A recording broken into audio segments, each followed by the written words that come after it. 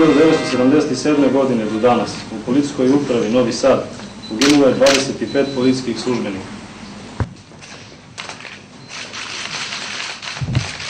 Ja želim da se zahvalim Sindikatu srpske policije na inicijativi koja je usledila da otkrijemo jednu ovakvu ploču sećanja na poginule policajce u ovoj policijskoj upravi. Više puta sam i do sada isticao da Republika Srbija, samim tim i naše Ministarstvo unutrašnjih poslova, treba da čuva uspomenu na naše ljude koji su izgubili živote na svojim radnim zadacima.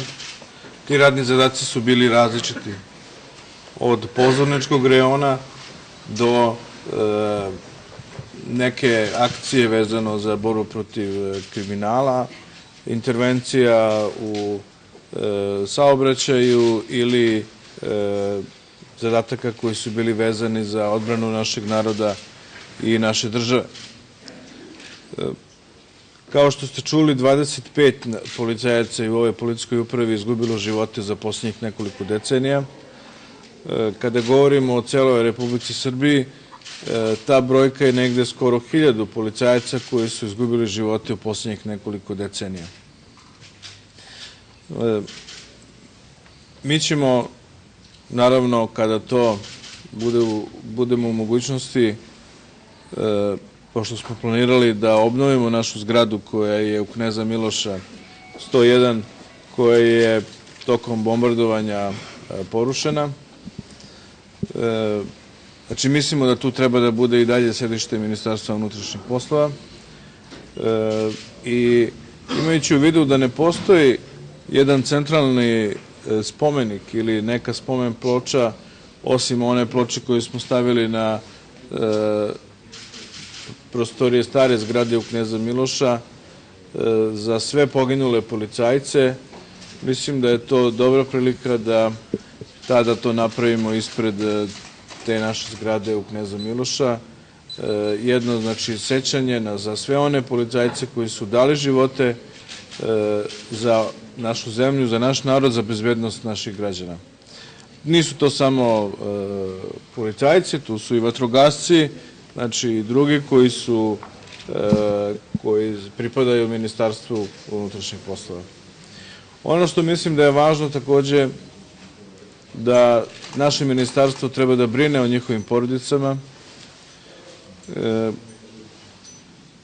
Deca od nekih ovde policajca koji su poginuli, pošto je to bilo pre nekoliko decenija, već su velika i rade u našoj policiji, odnosno Ministarstvu unutrašnjih poslova. To je samo mali znak pažnje i zahvalnosti za ono što su oni dali. Oni su dali ono što su najvrednije što su imali, svoje živote. Sa druge strane, važnije od svega jeste da mi koji smo ostali ne obesmislimo njihovu žrtvu. A to znači da nastavimo naše ministarstvo, naša policija, da se borimo za bezbednost građana, za stabilan javni red i mir, za Srbiju bez kriminala, za slobodnu Srbiju, da se borimo za naš narod, za našu državu i da samim tim ne učinimo njihove žrtve besmislenim i uzaludnim. Mi ćemo se truditi, kažem još jednom, da kao ministarstvo podignemo glas protiv nasilja koje postoji u društvu, ali i nasilja koje postoji prema policijskim službenicima. Svi dobro znamo da je policijski posao veoma težak. Sa jedne strane je veoma odgovoran, a sa druge strane od postupanja policije zavise ne samo životi drugih ljudi, nego i njihovi životi. Zato je veoma bitno da postoji jedno jasno saznanje u društvu da svaki napad na policiju jeste napad na državu. Ne postoji državni službenici, ne postoje predstavnici države Srbije koji su više puta napadani nego što je to policija. Da su drugi predstavnici države toliko napadani kao policija, verujem da bi to bio najveći mogući problem. Kada neko podigne glas ili verbalno napadne nekog javnog radnika na našoj političkoj sceni, to već postaje problem. A zamislite da je skoro 1000 nekih drugih državnih službenika izgubilo svoje živote za ovih 20-30 godina. Zato mislim da, bez obzira što se neki drugi ljute kad mi ovo govorimo, oštra kaznena politika mora da bude primer. A ne obrnuto. Da kazna protiv policajca treba da bude primer za druge policajce, kako je napisano u presudi. Kakav je to primer za policajca? Za druge policajce u presudi protiv policajca Raičevića. Šta znači da policajci najbolje je da ne rade uopšte svoj posao? Najbolje je da ostave, neka se građani sami organizuju i brane. Voleo bih da tako brzo se završavaju procesi, kao što je završen proces protiv policajca koji je ubio Zarića, koji radi u interventnoj jedinici. I naravno da i visina kazne bude takva. U posljednjih nekoliko slučajeva je tako i bilo. I ja pozdravljam tu, čini mi se, rešenost sada Ministarstva pravde da se isprave te nepravde koje su postojale prema policiji, jer po našim podacima u poslednjih 10 godina bilo je više, možda i više hiljada postupaka koji se vode zbog napada na policiju, ali je presuda bilo mnogo manje od toga.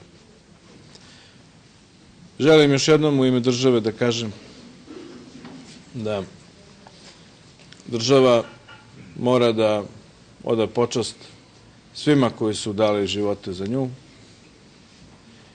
bez obzira ko se nalazi na čelu države, bez obzira iz kojih političkih stranaka se nalaze na vlasti ili opoziciji. Stranaka ima mnogo, a država i narod ostaje i oni samo jedni. I zato još jednom uz puno uvažavanje veličine žrtve, uz razumevanje da imamo veliku obavezu da brinemo o njihovim porodicama i naravno uz veliki još jedan apel da ovo bude opomena za sve. Naravno opomena i za policiju, da više vodi računa o tome da su im životi ugroženi i da postupanja prilagode toj činjenici, da pogledamo da li u zakonu o policiji postoje rešenja koja treba promeniti kad je reč o policijskim ovlašćenjima, da u razgovorima sa Ministarstvom pravde tačno definisemo realne situacije sa tužilaštvom, realne situacije u kojima policajci postoje, jer jedno je teorija, a drugo je praksa, kada je kakav postupak policije u skladu sa zakonom, a kada nije. Policajac mora da zna kada ima pravo da potegne oružje, a kada ne, a ne da postoji obrazloženje da ako ga ujede besan pas, prvo mora da udari pendrekom, pa onda da puca. Mislim da policajac danas je u situaciji da ne sme mi smo danas u situaciji da se više brinu, čini mi se ponekad, zaštitnici životinja zbog postupaka prema njima, nego što to neki drugi rade kad je reč o državnim organima. To je sramota za državu. Ja zato mislim da mi treba, ako u svemu tome i mediji treba da odigraju važnu ulogu, a to je, tačno je da treba da se kritikuje policija kad se prekorače ovlašćenja. Ali isto tako postoje stvari koje moraju da se gradi kult policije, vojske, države, državne zastave. Pa, zar ništa nismo naučili od onih na koje se u poslednje vreme ugledamo kao što je Amerika? Da nismo ništa naučili o tome da je to, postoje filmovi o FBI-u. Ja kad sam direktor FBI-a govorio govori o tome da je to za nas uzor FBI, način vođenja istrage, kako oni rade. On mi je rekao da je to samo na film. Jeste tako, ali mi nemamo ni takve filmove, ni serije. Imamo samo negativne stvari o našoj zemlji i o našoj policiji. Policija je danas među 3 najcenjenije institucije u ovoj državi, posle crkva, vojska i policija.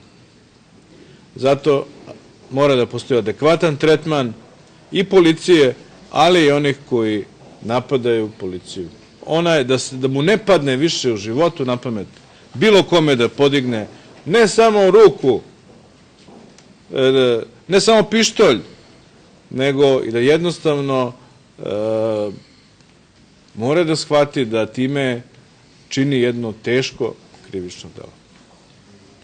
Još jednom želim da svim porodicama izrazim najdublje saučešće i saosećanje sa bolom koji su imali svih ovih godina i da kažem da smo mi svi zajedno ovde jedna velika porodica i da ćemo se međusobno pomagati da učinimo da